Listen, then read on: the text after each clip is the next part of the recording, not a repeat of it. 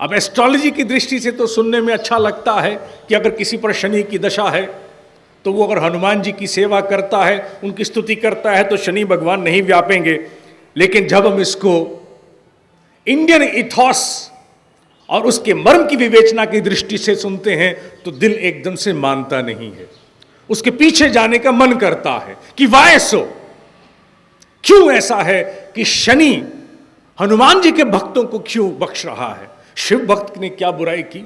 विष्णु भक्त ने क्या पाप किया? मां जगदम्बा के भक्तों ने क्या अपराध किया? Why only Hanuman has been chosen? इसके पीछे ऋषि ने बहुत सुंदर सूत्र संजोए हैं। कहते हैं कि शनि जब व्यापता है तो सबसे पहले मनुष्य की मति हरी जाती है। मति means the power of decision making. One becomes weird. मनुष्य की निर्णय लेने की क्षमता कहीं से कहीं चली जाती है, गलत निर्णय होने शुरू हो जाते हैं। अब शनि में इतनी क्षमता थी कि रावण तक की मति को भ्रांत कर दिया, भ्रष्ट कर दिया।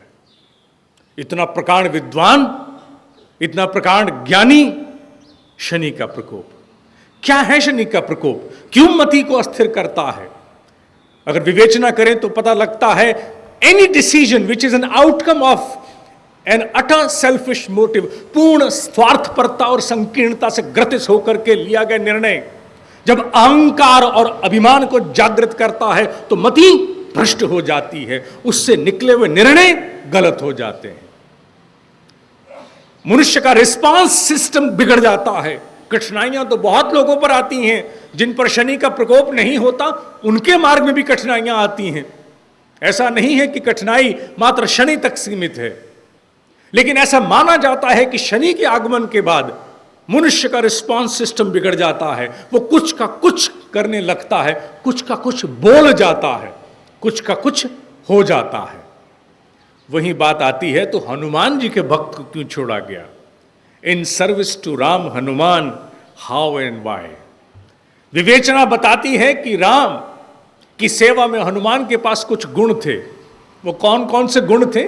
उन गुणों में 4 मुख्य थे, जिसमें भक्ति, समर्पण, विवेक और संयम। भक्ति, समर्पण, विवेक और संयम, ये 4 गुण ऐसे थे जो हनुमान जी में कूट कूट के भरे हुए थे। Basically these characters are embodiment of virtues. They are embodiment of those virtues जिसका अनुसरण हमें अपने जीवन में करना है। मैं इस बात को चुनौती नहीं देता कि यह कथा कभी घटी नहीं होगी। अब तो ज्योग्राफिकली भी इसके बहुत से साक्ष्य मिल गए हैं, तो मानना पड़ता है कि रामायण कभी किसी काल में घटी होगी। लेकिन मैं ये जरूर कहना चाहूंगा कि रामायण के अधिकांश पात्र they are characters who are larger than ages. जो व्यक्ति बहुत बड़े कार्य करता है उसे कहा जाता है लार्जर देन लाइफ, अपनी आयु से बड़ा हो गया है। लेकिन रामायण के कैरेक्टर्स के लिए मैं कहूंगा they are larger than ages. वो युगों से ज्यादा बड़ा उनका कद हो गया है। वो किसी काल में पात्र हुए होंगे, जीव रहे होंगे, लेकिन जो उनका चरित्र था वो युगों को पार कर गया है। They are larger than ages. Hanuman ji की 4 खूबियां उनकी स्तुति में, थैंक्स टू गोस्वामी तुलसीदास जी, जिन्होंने बहुत सुंदर रूप में कहा, बल बुद्धि विद्या देहु मोहि हरहु कलेश विकार। इसको अगर हम the Indian ethos and its contribution to the management की दृष्टि से देखें तो ये सारी बात बहुत सुंदर और सारगर्भित है। बल बुद्धि विद्या, देयर इज अ डिस्क्रिमिनेशन। जो हमारे यहां बहुत ज्यादा कहा जाता है कि बुद्धि को विवेक से भिन्न करो, पाश्चात्य संस्कृति में इसको भिन्न नहीं किया जाता, हमारे यहां किया जाता है बल बुद्धि विद्या। Give me strength, give me intellect and give me wisdom. Intellect alone is not adequate. मात्र बुद्धि के होने से यह सुनिश्चित नहीं किया जा सकता कि जीवन सफल हो पाएगा। इसलिए बुद्धि के साथ युक्त होना चाहिए विवेक। इसलिए बल बुद्धि विद्या। अगर बल बुद्धि दे दिया, अगर पाश्चात्य राष्ट्र की कोई प्रार्थना होती तो शायद इतने से बात बन जाती, बल बुद्धि देहु मोहि हरहु कलेश विकार। नहीं, बल बुद्धि नहीं, बुद्धि तो दोधारी तलवार है, कुछ भी कर सकती है। बल बुद्धि विद्या, what is vidya? Vidya is basically wisdom, vivek, the art of discrimination, neer ksheer विवेक, दूध का दूध पानी का पानी करने वाली सामर्थ्य, वो है विद्या। बल बुद्धि विद्या देहु मोहि हरहु क्लेश विकार। क्लेश लड़ाई झगड़ा नहीं, क्लेश का अर्थ है कॉन्फ्लिक्ट और विकार का अर्थ है डेफिशिएंसी। हमारे जीवन में कॉन्फ्लिक्ट हर मोड़ पर किसी न किसी रूप में सामने आता है। कॉन्फ्लिक्ट सिर्फ वहीं तक सीमित नहीं जहां ए का झगड़ा बी से हो गया, बी का झगड़ा सी से हो गया, वहां तक सीमित नहीं है। अरे कॉन्फ्लिक्ट तो हमें अपने भीतर भी होता है, अपने भीतर भी देवासुर संग्राम हर घड़ी घटता रहता है।